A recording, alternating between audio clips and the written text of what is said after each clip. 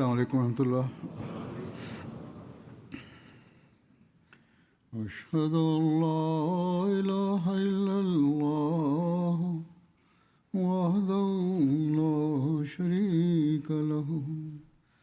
وأشهد أن محمدا عبده ورسوله أما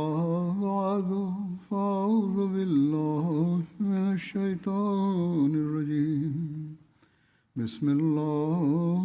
الرحمن الرحيم الحمد لله رب العالمين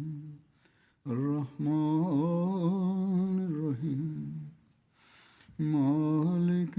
يوم الدين إياك نعبد وإياك نستعين اهدنا الصراط المستقيم صراط الذين أنعمت عليهم غير المغضوب عليهم ولا الضالين الذين ينفقون أموالهم بالليل والنهار سرا وعلانية ولهم أجرهم عند ربهم ولا خوف عليهم ولا هم يحزنون وفي أموالهم حق للسائل والمحروم.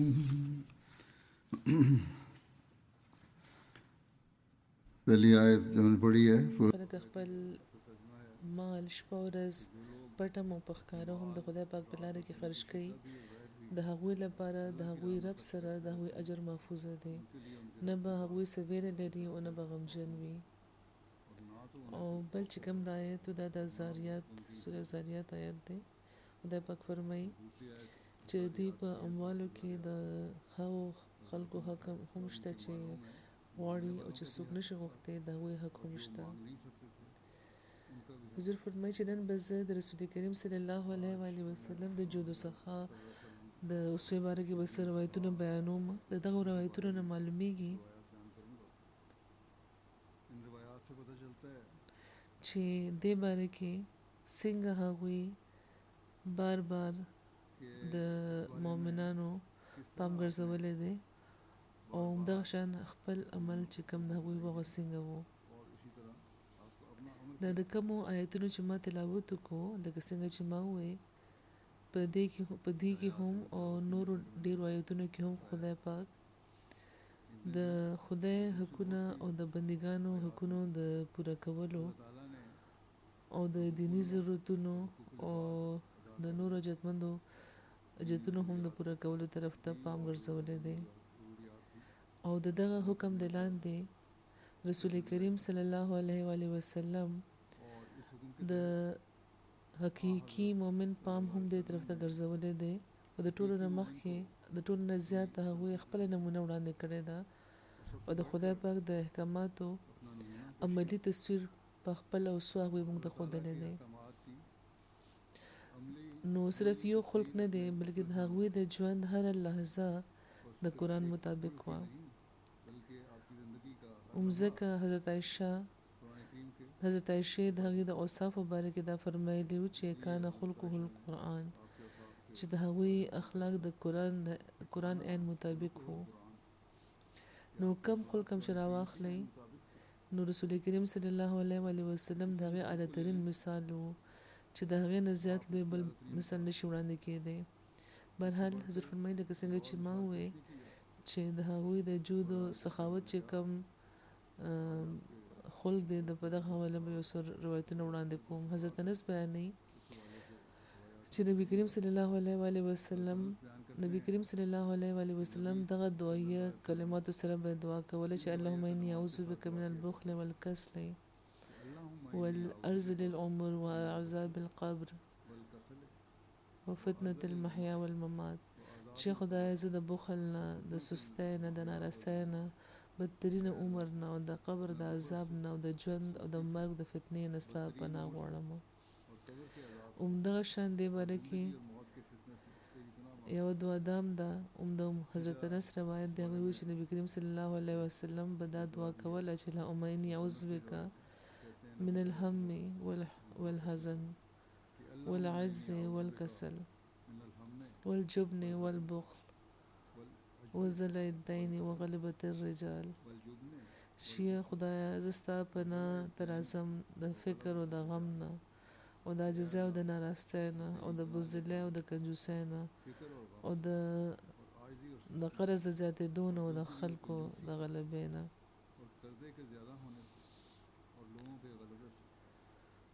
همدغه شان د خدای پاک په لاره کې او د بندګانو د مدد په حواله هغوی دا نصیحت هم فرمایلی د مؤمنانو ته حضرت اسماء رضی الله تعالی عنها بیانوي چې نبی کریم صلی الله علیه و آله وسلم ماته فرمایل چې بوجه بند مه ساته ګینې تا نه به د منې کړی شي یعنی کم څیز کې چې تا خپل دولت ایښی دی د هغه خوله مه بندوه او د ضرورت مطابق ترنه خرج کوه او د نورو مدد هم کوه. په بل روایت کې د الفاظ دي چې شمیره مه هر وخت دی یعنی خدای پاک هم بیا تعالی په شمیر درکوي یعنی که خدای پاک درته بخلي دي څیزونه نو بیا د هغه د شکرګزارۍ حق پوره کوه او د شکرګزارۍ حق دا دی چې د نورو مدد کوه خدای پاک به تعالی نور هم درکوي.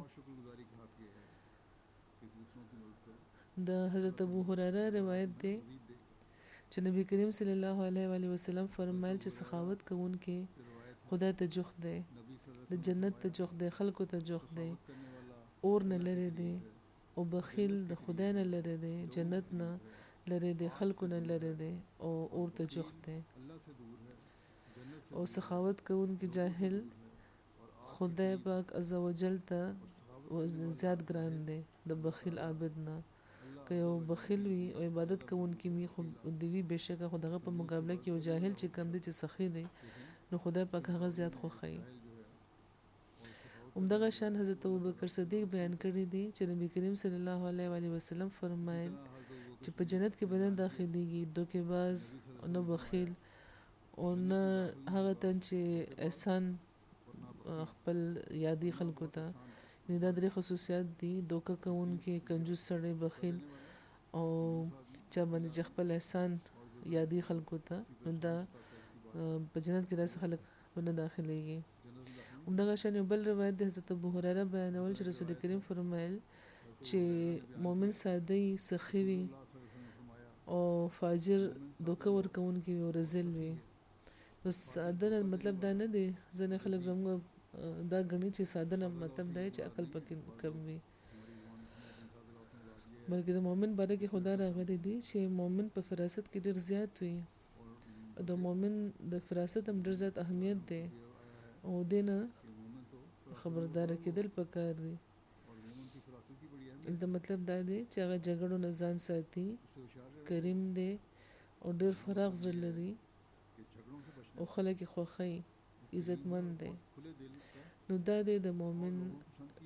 د مؤمن نشانی او د موږ لپاره یو معیار دی د خپل جاجه خصو لپاره. یو روایت کې مترف د خپل د پلار نه روایت کوي چې زه نبی کریم صلی الله علیه و آله وسلم لراغلم او هغوی د الهاکم التکاثر تلاوت فرمایلو هغوی فرمایل چې ابن آدم وی چې زما مال یعنی انسان دا وی دولتمند چې وی چې دا زما مال دی نو یې فرمایي چې ابن آدم استا مال خو هغه د چې تاسو خوړه او ختم دکا واده غوستو او زوړ دکا صدقه دکا او مخکې دی ولګل ځان لپاره نو د ټولو نه بهتره مال هغه وي چې ستا مال خوده چې کم ستا خرج کړی دی خو بهتره مال دی هغه چې تاسو صدقه کو او هغه د خدای مخه ته وړاندې کو او د هغه د بندګانو د حق پوره کولو کې د وړاندې کو او د هغه په لار کې د خرج کو او دا مال چې کم دی هغه به تاسو په بل جهان کې سوچند زیات بیا ملایويږي. نو ځکه خدای پاک فرمایي چې دی لپاره به هیڅ ویره نه وی لکه څنګه چې پایت کې ویل شوی نو به غمجن نه ځکه چې کومې قربانۍ هغوی کړې دي هغه جود و سخا چې هغوی کړې ده چې خپل مال خپل دوی په نورو خرج کړی دی هغه به هغوی ته په بل جهان کې ملاویږي. حضرت عبدالله بن مسعود به وی چې نبی کریم صلی الله علیه و وسلم فرمایل چې صرف په دوو خبرو کې رش جایز دی. یو خو هغه ته چې خدا پاک ورله مال ورکي او بیا هغه له توان ورکي برمال په مال یعنی په موقع باندې بې درېغه د خرج کولو او یو هغه ته چې خدا پاک ورله حکمت ورکو نو هغه دغه مطابق بیا فیصلې کوي او عمل کوي نورو ته خیدا. بیا په یو موقع نصیحت په تور هغه فرمایل حضرت ابو امامه وی چې رسول کریم فرمایل چې ابن آدمه ستا خپل د ضرورت نه زیات مال خرج کول تعالی لپاره بهتره دی. کم مال چې خدای پاک تعالی درکړی دی هغه باندې خپل ضرورتونه بهشکه پوره کوه خو د هغه نه زیات چې کم مال دی هغه خرج کوه هغه پاتې کول تعالی لپاره بد دی او د ضرورت مطابق ځان سره په خودو به ته ملامتېږي دا به ته نه تپوس کېږي چې کم ضرورت تا پوره کو هغه تا چا دپاره د عمل بیا ساتلی و نو ته د هغې نه شروع کړه چې د چا پرورش ستا ذمه د خرج طریقه ده چې کوم ستا ذمهواری دي ستا اولاد دي ستا بال بچ دی ستا غریبانان خپلوان دي یا د چا د پرورش ذمه تعالی درکړې شوې ده نو هغه ستا لومړی حقدار دي ستا د مال نه د مدد ترلاسه کولو. بیا فرمایي چې کوم برنی لاس دی هغه د ښکتني لاس نه بهتره دی. حضرت عبدالله بن مسعود وی چې نبی کریم صلی الله علیه و وسلم وفرمایل تاسو کې څوک داسې دی چې بچا خپل د وارث مال د خپل مال نه زیات ګران وي کوئی دا څوک داسې شته چې هغه دا و چې زما وارث له چې کوم مال زه ورکوم لګیا ما نو هغه مال چې ما ځان سره ساتلی دی هغه نه زیات په ما ګران دی. نو خلکو چې یا رسول الله زموږ کې خو یو تن هم داسې نشته چې خپل مال ورته زیات ګران نه وي خو بهرحال چې سم چې موږ سره دي هغه باندې زیات ګران دی. نو بیا وی فرمایل چې بیا د هغه مال خو هغه دی چې کوم هغه مخکې ولېږلو او د هغه د وارث مال هغه دی چې کوم هغه شاته پرېښودو یعنی کوم چې تاسو مخکې لېږلی دی د خدای پاک په لاره کې هم خرج کړی د غریبانو په مدد کې هم ورکړی دی هغه د ټولو نه بهتره دی او د دې به تاسو اجر ملاویږي آخر کې لکه څنګه چې خدای پاک په قرآن کې فرمایلی دی. او د رسول کریم صلی الله علیه و وسلم خپل عمل د مال بې دریغه خرج کولو د خدای پاک باندې په توکل کولو باره کې څه و دې باره کې حضرت عبدالله بن مسعود بیانوي چې نبی کریم صلی الله علیه و وسلم بلال له راغله او هغوی سره د کجورو یو ډېرې لګېدلی و نو هغوی فرمایل چې بلاله دا څه دي نو حضرت بلال ورته عرض وکړو چې یا رسول الله دا ما تاسو لپاره او ستاسو د مېلمنو لپاره راغونډې کړې وې نو هغوی ورته وفرمایل چې ته دې خبرې نه وېرېږې چې دغه چې کوم ډېرې دی په دې باندې جهنم ګرمه چپه راورسېدې ته بیا وی بلال ته نصیحت وفرمایل چې بلاله خرج کوه او د چې خدای پاک شته ذوالعرش نو بیا د فقر و فاقې نه مه وېرېږه. بیا د خپلې د اوسوې باره کې د هغې خپل یو بل مثال د حضرت عایشه بیانوي چې هغوی یو چیلی لاله کړه او د هغې غوښه په غریبانانو کې وویشله او څه غوښه یې د کور کې د خوراک لپاره ایساره کړه نو رسول کریم تپوس وکړو چې څومره غوښه بچ شوې ده نو د عایشې جواب ورکړو چې صرف یعنې پانچې پاتې دي چیلې چې کوم مخکینی پانچې وې د رسول کریم چې دا واورېد نو وفرمایل چې ټول مال بچ شو چې کوم ټول مال چې کوم ته تقسیم کوم هغه بچ شوی دی سوای د دغه پانچې نه ځکه چې دا خو د چا په کار نه شو زموږ خوراک لپاره ته ایساره کړه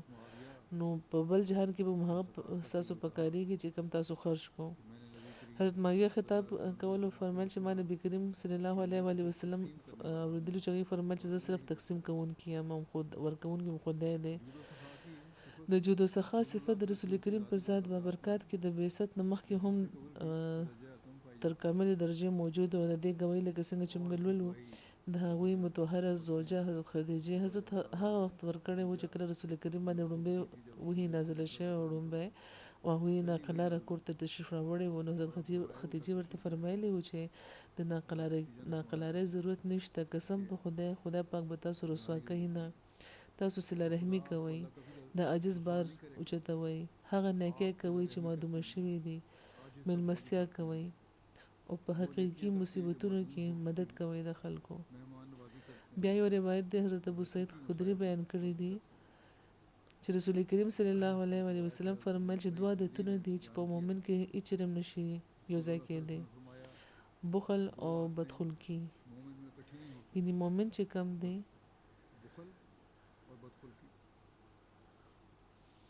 هغې کې به نه بخل وي نه به بدخلقي وي. دا هم یو معیار دی د خپل د جاج اخیستو. بیا د بخل نه د بچ کېدو هدایت هغوی کړی دی. فرمایلی دي چې جابر بن عبدالله نه دا روایت دی چې رسول کریم فرمایل چې ظلم نه ځان ساتئ، یقینا ظلم د قیامت په ورځ د ورځ تیاری وي. او د بخل د حرس نه ځان ساتي، ځکه چې بخل تاسو نه مخکې چې کم خلک و هغه هم تباه کړي دي. او دغه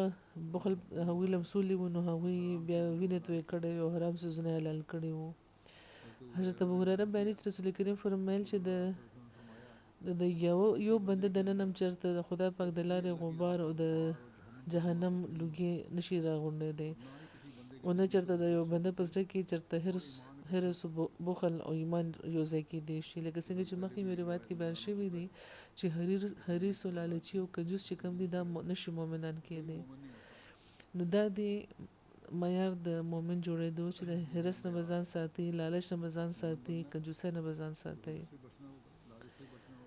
د حضرت ابو هریره نه روایت دی چې نبی کریم صلی الله علیه وسلم فرمایل چې یو ورځ هم داسې نه ده چې پکې دوه فرشتې چې کله بندګان سحر را پاسي نه نازلېږي، او کې یو دا وایي چې خدایا خرج کوونکي له بدل عطا کا، او بل وایي چې یا خدایا د بخیل مال د ضایع شي. یعنې څوک چې خرج کوي لګیا د خدای پاک د هغه نه نور ورکړي د دې په بدل کې، او څوک چې بخل کوي کنجوسي کوي د هغه مال خدای ضایع کا. په دغه دنیا کې هم په هغه مال کې برکت نه راځي. عمده مونږ ګورو ډېر خلک دي چې دغه خبره اظهار کوي، او په بل جهان کې به هم دا مال هغې له څه فایده ورنه کړی شي. خدای پاک په یو ځای کې فرمایلی دی چې د خدای پاک په لاره کې څوک چې د هغه د مینې په وجه خرج کوي نو هغوی ته د دې اجر ملاویږي. حضرت انس بن مالک بیانوي چې رسول کریم صلی الله علیه وسلم په خلکو کې د ټولو نه زیات حسین وو، او په خلکو کې د ټولو نه زیات سخي وو، او په خلکو کې د ټولو نه زیات بادر وو. همدغه شان یو روایت دی حضرت انس بیانوي چې رسول کریم صلی الله علیه وسلم فرمایل چې زه تاسو ته د هغه خلکو باره کې ونه وایم چې په سخاوت کوونکو کې د ټولو نه زیات سخاوت کوونکي دي. بیا هغوی فرمایل چې خدای پاک د ټولو سخاوت کوونکو نه زیات سخاوت کوونکی دی، او زه د آدم په اولاد کې د ټولو نه زیات سخاوت کوونکی یم، او په دنیا کې په انسانانو کې د ټولو نه زیات زه سخاوت کوونکی یم. همدغه شان حضرت ابن عباس نه روایت دی چې رسول کریم صلی الله علیه وسلم په خیر او ښېګڼه کې د ټولو نه زیات سخي وو، او د روژې په میاشت کې به هغوی د ټولو نه زیات سخي وو. او جبرائیل علیه السلام هر کال د روژې په میاشت کې به هغوی سره ملاوده تر دې چې روژه به تېره شوه، او رسول کریم صلی الله علیه وسلم به هغوی ته قرآن اورولو. چې کله به جبرائیل هغوی سره ملاوده نو رسول کریم صلی الله علیه وسلم به د خیر په ښېګڼه کې د سختې سیلۍ نه به هم زیات سخي وو. هغه شان به دې خرج کول لکه چې سیلۍ راغلی د طوفان راغلی دی. همدغه خبره حضرت مسلم موعود خطبه کې داسې بیان کړې ده چې کله به رسول کریم سخاوت کوله نو د انتها درجې سخاوت به کوله، لکه څنګه چې د صحابه بیان هم دی چې خاص طور باندې د روژې په میاشت کې به هغوی داسې سخاوت کولو چې لکه یو تیزه سیلۍ راغلی وي، او بیا هغې سره دا دغه مو چې پیسې چې مال به ضایع کوي نه او نه به بې محله خرج کوي. سخاوت وو، خو د خدای پاک دا حکم هم دی چې فضول خرچي به نه کوي، بې وجه به نه ضایع کوي. خدای پاک د فضول خرچۍ نه منع کړی دی. د حاتم طایی سخاوت خو به محله وو. حاتم طایی ډېر سخي بلل کېدو، خو د هغه سخاوت د موقع او د محل په حساب به نه و، بلکې بې سوچه او بې پوهه به هغه و، ځکه چې هغه د حلوایي په دکان باندې د څنګه چې د اردو متل دی چې د حلوایي کی دکان په داداجی کا فاتحه، نو داسې دغه هغه مثالو. او خپل مال نو دغه د پلار په مال باندې دغه څه حق و چې هغه یې تقسیمولو. د حاتم طایی باره کې راځي چې دغه په فطرت کې سخاوت د وړوکوالي راز و. آخر دغه پلار چې ولیدو چې هغه زما د مال داسې خلکو کې ویشي، نو هغه بهر ولېږلو چې د اوښانو نګراني کوي. یوه ورځ هغه چې ولیدو نو 3 کسانو 3 شاعران ولوي، نو هغه چې هغې په سفر کې ولیدل دغه د مېلمستیا لپاره 3 اوښان هغه حلال کړ. نو هغې چې موږ خو 3 کسان یو موږ لپاره کافي وي. نو هغه وی چې نه که ما یو حلال کړو نو 2 به طفیلیان شي. د پلار مال و د مفت، نو ځکه هغه 3 وړه اوښان هغه حلال کړي وو. او ډېر به بچ شوي وي بیا، ځکه چې ضایع شوي به یا به بل چا له ورکړي. بهرحال په پلار باندې دا خبره ډېره بده ولګېده چې زما مال دی او هغه داسې ضایع کوي لګیا دی. خو رسول کریم له به چې کوم مال راتلو هغه به د هغې خپل مال و، او د قرآن د هدایت مطابق د موقع او د محل په حساب هغوی خرج کولو. نو دلته د هغو حدیثونو وضاحت وشو چېرته چې هغوی دا فرمایلی دي چې خرج بې دریغه کوئ. مطلب دا دی چې موقع او د محل په حساب خرج کوئ، او بیا هیڅ قسمه تاسو تردد نه دی پکار. دا نه دي چې 3 کسان دي ځنګل ته راغلي دي او 3 اوښان ورلپاره حلال کوي او بیا رسو بیا د هغې غوښه ضایع شي، ځکه چې نور خو څوک شته نه هلته خوراک واله، نور څوک به نه میلاو شوي په ځنګل کې. او که څوک میلاو شوي وي نو څوک کسان به میلاو شوي وي او ډېره غوښه به بیا بچي به وه چې ضایع شوي به وي، د دې څه فایده نشته. نو د موقع او د محل په لحاظ خرج پکار دی. که د خدای پاک په لاره کې خرج کوئ لګیایئ او د موقع او د محل په حساب خرج کوئ لګیایئ، نو بیا بې فکره شئ، ځکه چې د خدای پاک لوز دا دی چې هغوی لکه څنګه چې په آیت کې خدای پاک فرمایلی دي چې هیڅ فکر او غم نه لري. بهرحال حضرت مسلم موعود فرمایي چې د دې په مقابله کې رسول کریم صلی الله علیه وسلم یو طرف ته خو دومره سخي وو، لکه څنګه چې بیان کړی شو چې صحابه به وي چې د روژې په میاشت کې به هغوی داسې سخاوت کولو لکه چې یوه تیزه سیلۍ روانه ده، خو بل طرف ته ښه په پوهه به هغوی خرج کولو. د حضرت عبدالله بن عمر روایت دی چې رسول کریم صلی الله علیه وسلم فرمایل چې که ما سره د تهامه د غرونو یعنی د عرب چې کومه ساحلي د غرونو سلسله و د هغې برابر سره زر وي، نو هغه ټول به ما تاسو کې تقسیم کړی وي او تاسو نه کتئ چې زه دروغجن یا بخیل یم. او یو روایت دی حضرت ابوذر بیان فرمایي چې زه نبی کریم صلی الله علیه وسلم سره د مدینې میدان کې روان وم چې دې کې احد غر زموږ مخې ته راغلو. نو هغې راته وفرمیل رسول کریم، نو ما ته ابوذر، نو ما ورته حاضر یم یا رسول الله. نو هغې وفرمیل چې زه په دې خبره نه خوشحالېږم چې ما سره د سره زر وي دغه احد برابر او 3 شپه په ما تېره شي او هغې کې 1 دینار ما سره پاتې وي، سوای له دې نه چې د قرض واپسه لپاره ما ځان سره ایښې وي. خو زه به ضرور د خدای پاک بندګانو کې به هغه داسې به خرج کوم، یعنې خپل ښې او ګز وروسته مخکې. بیا هغې فرمیل چې څوک چې ډېر مالداره دي هغوی به د قیامت په ورځ ناداره وي. که مالداره دي پیسې جمع کوي او خرج کوي نه په حاجتمند او په غریبانانو، هغوی به د قیامت په ورځ ناداره وي. خو هغه خلک نه چې داسې خرج کوي، یعنې څوک چې خرج کوي هغه به نه ناداره د قیامت په ورځ، یعنې خیل ګس او مخکې وروسته هر طرف ته هغوی خرج کوي. او داسې خلک ډېر لږ دي چې داسې د خدای پاک په لاره کې خرج کوي. څوک چې مالداره دي هغې بخل نه کوي، بلکې د خدای پاک په لاره کې یو مؤمن چې کوم مالداره دی هغه بې ویرې خرج کوي او بیا خدای پاک هغې ته نور هم ډېر څه بخښي. د حضرت انس روایت دی چې یو تن رسول کریم صلی الله علیه وسلم نه د 2 غرونو ترمنځ د څومره چې چیلای وي هغه ته نه اوښتې او هغوی ورله ورم کې بیا هغه قام له ورغلو خپل ورته چې زما قامه اسلام قبول کړي قسم په خدای محمد صلی الله علیه و آله وسلم خو دومره سبخي چې د غربت ویره نه پاتې کیږي حضرت انس وی چې ځنه وخت بس تن به چې صرف د دنیا لپاره به اسلام قبولولو خو څنګه به چې بیا اسلام قبول کو نو د اسلام به ورته بیا د دنیا مافیه نه زیات ګران شو حضرت انس بن مالک وی چې رسول کریم صلی الله علیه و آله وسلم به د سبا لپاره سسیز بچ نه پرې خودو حضرت عتبه بن حارث بیانوي چې نبی کریم صلی الله علیه و آله وسلم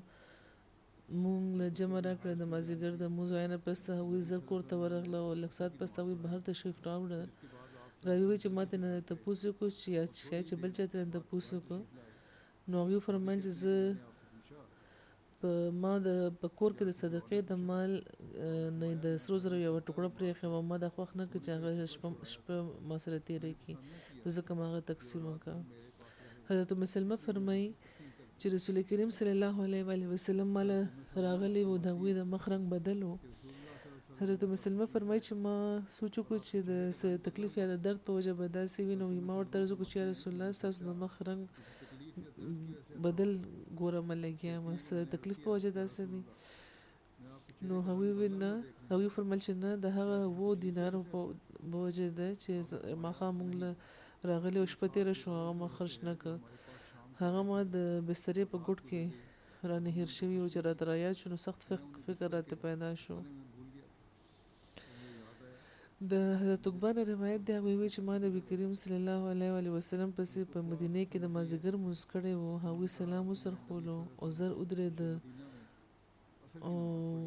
د خلکو د پاسه نه وتره ده او د خپل ازواج مطهرات د حجرو طرف ته لاړ نو خلکو چې وی ولید چې دوره پته ده کې د ناقلار شو بیا چې وی بهر راغله نو او تاسو چې ولید چې نه وی په دې تاده باندې خلک حیران دي نو په دې وی فرمایل چې ما سره سسره زر راغلی وو هغه ما ته رایا شو ما د خوښ نه ک چې هغه ما زما توجه د ذکر الهی نه ودرې نو ځکه ما هغه تقسیم کول لپاره وی نو زوی زوار غلم ومه حضرت مسیح موعود اسلام فرمایي چې رسول کریم حال دا او چې سره به سب هغه وي دغه به سخاوت کول یو ورځ هغه به کور کې یو مهر واغی هغه ما تقسیم کړي وو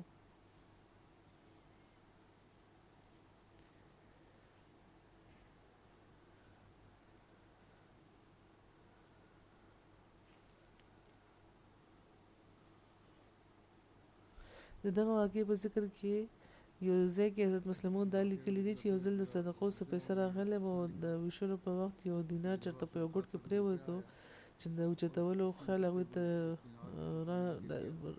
پاتې نشو او د موږ پس چې ورته رایا شو نو خلکو له پاس نه وي تل او زر زر کوړه و د شفیور صحابه چې تاسو کو چې رسول الله څخه خبره ونه وی فرمایي داس یو دینارو چې تقسیمول نه پاتې شوی او نو ما دا وخت چې څومره چې زر کې دي چې هغه تقسیم کما نو د مال دولت نه باوجود هغوی داسې سترګې د هغوی مړې وي او داسې استغنا وي ظاهروله چې انسان ورته حیرانېږي سم چې ورل راتله نو خدای پاک په لاره کې به تقسیمول حضرت انس بیانې چې نبی کریم له د بحرین نه مال راغلی وو راوړې شو نو هغوی چې دا په جمعات کې کېک دی او دا ټول نه زیات مالو چې رسول کریم له راغلی وو رسول کریم د موز لپاره وته او دغه طرف ته وی پامونه ک ویم نه کړ او چې کله موز ختم کو نو اخر بیا هغه مال راغله او څوک هم چې کده نو هغه بیا ورکول په دې کې هغه له حضرت عباس راغله او دای و چې رسول الله معلم سره کوي ځکه چې ما د بدر په ورځ خپل فدیه ورکړې او داخل فدیه هم نو دا د حضرت عباس وراره عقیل بن ابو طالب نو رسول کریم هغه ته فرمایل چې واخله دینه نو هغه دوه لاسونه نه ډک ډک چې کوم د خپل هغه کپڑا کې واچول هغه چې چتول نو نشو چتول نو هغه چې رسول الله حکم ورکړي چې دا د ما سره اوچت کی نو وی فرمایل چې دا نشي کېده نو خبره تاسو په خپل وی دا اوچت کی ول ما ته په سر کې دی نو چې دا بم نه کو نو په دې هغې نه څه وباسلو بیا اوچتولو بیا هم نشو اوچتولی نو هغوی بیا وویل چې یا رسول الله چې حکم ورکړه چې دا دې ما سره اوچت کړي نو هغوی وفرمیل چې نه نو هغوی بیا وویل چې بیا تاسو دا زما په سر کېږدئ نو هغوی وفرمیل چې نه نو په دې هغې نه څه نور هم راوباسلو بیا په خپل په اوږه کو هغه مال روان شو او چې کله هغوی روان شو نو رسول کریم صلی الله علیه و آله وسلم مسلسل هغوی ته کتل تر څو چې هغوی ته نه د هغوی د سترګو نه پټ نه شو او په هره موقع خپل صحابه ته به هغوی د اعتدال نصیحت فرمایلو چې ټیک ده زه درله در کوم اوچت که ته خو په اعتدال که هغه دومره جغد خپلوان هم بیا هم چې اعتدال پکار ده څومره چې اجد هم اخیستل پکار زیات نه دی اخیستل پکار دغه حدیث په اخر کې چې کوم راوي دغه دام لیکلی دی چې رسول کریم په دغه په دغه رس باندې حیران وو دا د راوي خپل تاثر دی کې دې چې رسول کریم هغوی ته د لپاره نه کتل چې هغوی حیران دغه په رس باندې بلکې رسول کریم ته د غربت هغه زمانه را یاد شوی و چې د صحابه چې کوم زوړ حالت او پاغه باندې هغه غور کول نو تر لري پورې هغه کتاغي ته چې څنګه د خلکو قرباني کولې او څنګه دی باندې د غربت هغه زمانه او څنګه نن خدای پاک دې له دومره سبق لګیا دي مختلفو شارحینو هم دغه راوي دا سوچ د خپل سوچ ګرځولې دي دا نه چې رسول کریم حیران شو دي رسول کړه دي بلکې شارحینو نور خیالات لیکلي دي حضرت جابر بن عبد الله بیانوي چې اچرم داسې نو شو چې رسول کریم صلی الله علیه و آله وسلم د سسس غختل شوی وي او هغه په نا ویلي وي حضرت سهل بن سعد وی چې رسول کریم صلی الله علیه و آله وسلم ډیر حیا کوونکی وو او چې کله باغونه سو غختل کېده نو هغه ورکول او ابن ابي خیسمه حضرت علی نه روایت کوي چې کله حضرت علی د رسول کریم او صاحب بیانول نو به فرمایل چې هغوی د بخنو په لحاظ ټولو نه زیات سخي وو